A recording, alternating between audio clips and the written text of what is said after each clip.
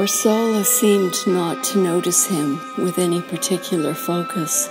She smiled brightly when he passed and said, "Hello, and how are you today, my good sire?"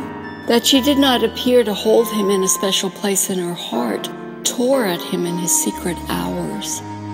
He felt ancient near her youthful beauty.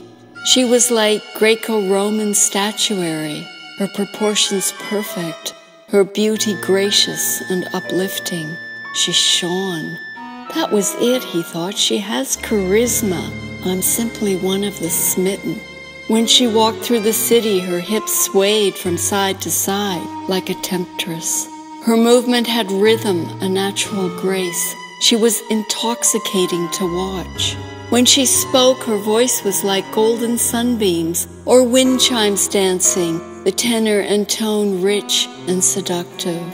He could not get her off his mind. He was obsessed with her and thought of her every spare moment.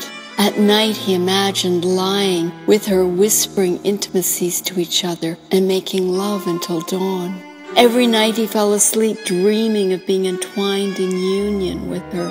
In these visions he was the happiest man on earth with the sexy saint Orsola.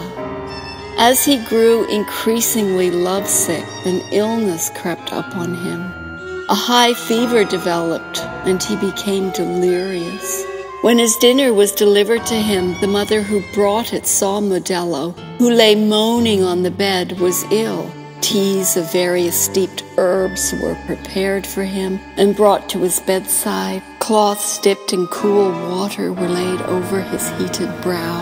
Those caring for him in rotation through the day and evening were tired, and Orsola was asked to watch over him for the rest of the night. While he lay in a stupor dreaming of her, Orsola sat beside him in the dark room.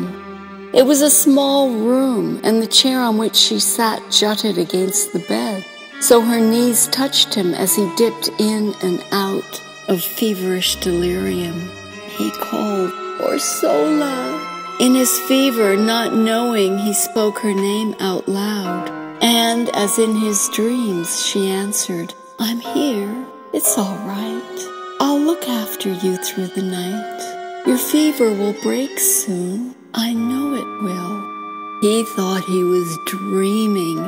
He reached to where her voice was, and finding her knees, startled, he opened his eyes and tried to see in the dark. She put her hand lightly on his and said, "Moedello, rest. I'm watching over you."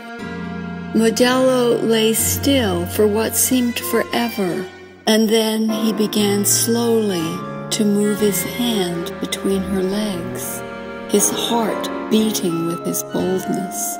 He groaned slightly, and as she moved to lay a cool cloth on his brow, he kept slowly sliding his hand under her skirt, up her soft inner thighs.